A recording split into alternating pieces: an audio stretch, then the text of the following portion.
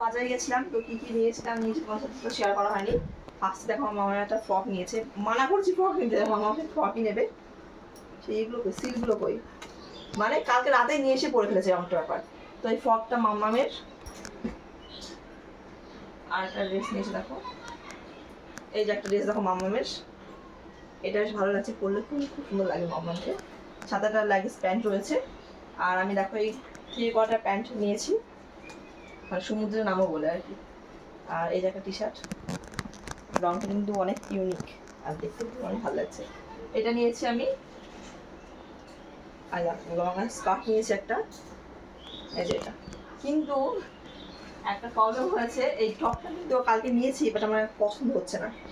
তো ভাবছি এটা রিটার্ন করবো, এখন একটু বাজার যেতে হবে আমাকে।